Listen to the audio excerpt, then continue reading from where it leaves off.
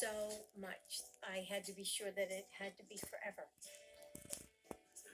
I'm going to ask you one more time. Will you marry me? She goes like this. Okay.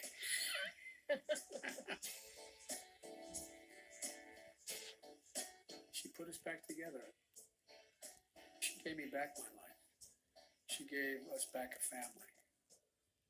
We were raised with the same values.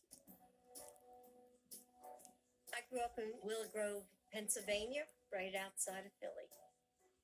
My mom was English, Scottish, and my dad was Italian. My grandmother made the homemade noodles that would hang, and she'd be drying her noodles. We were a very close family. She's the eldest of 5 girls. She's kind of like the godmother of all of us. I think we've all seen the feistiness in her. There was a bully in my school, and he would throw things at me. And she would come home crying and crying. So finally, one day I had it. She marched up the street and knocked on his door, And I punched him right in the face. And I said, "Don't you ever throw worms at my sister again." My father fought in World War II. He was a signalman in the Navy, and he was very patriotic.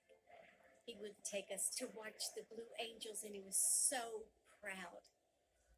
We worshiped our mother. I can picture her so well, reading for hours. She just loved to read, and that had a great influence on me. I went to college at the University of Delaware. Then I taught in the high schools. I got up every single day so excited to go teach. When I married Joe, I took off time to establish myself as the boy's mom. We don't use the term stepmother. Bo and Hunt said, no, we have a mom and a mommy. Our mommy died. This is our mom. And then along came Ashley. Our family was complete. Yep. When I was growing up, Mom was fun. The headbutting started when I was a teenager. There was some conflicts. She dealt with it by taking up running. She started to basically run marathons.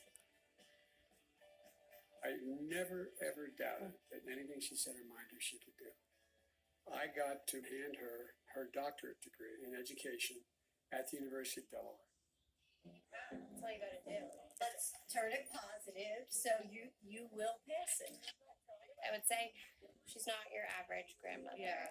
She, she's the grandmother who wakes you up at 5 a.m. on Yeah. Christmas Eve to go soul cycling. Yeah. So, We have a lot of stories. yeah, she's a prankster. Yeah. She's very mischievous.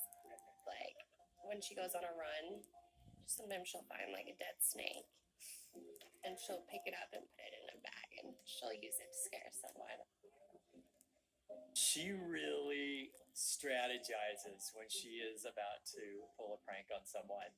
When I celebrated my 50th birthday, somebody taps me on the shoulder during the party, and then I turn around, and then there's this catering waitstaff holding a cocktail on a tray.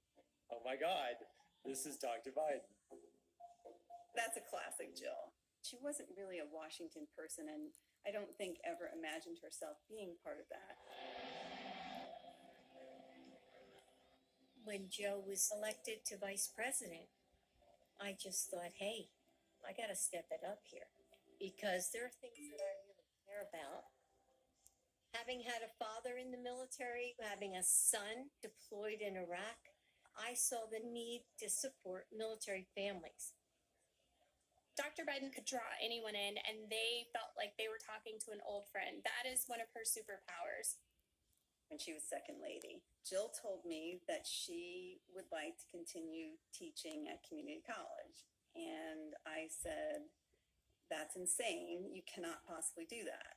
And I said, I know I can do both jobs.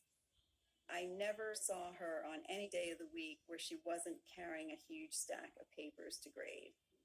As second lady, she was teaching full-time for 8 years, 15 credits a semester.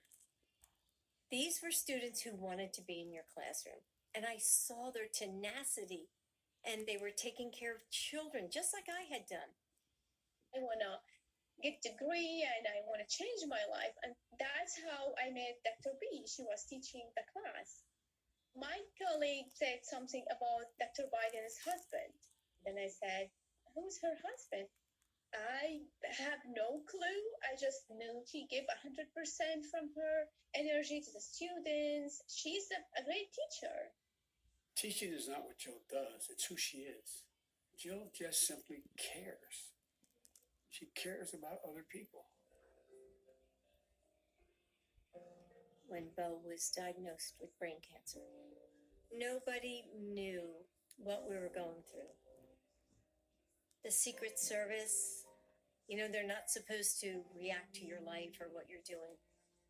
They would whisper, I'm praying for you. Mom, it's your strength that holds this family together. And I know that you will make us whole again. You never stop grieving, ever.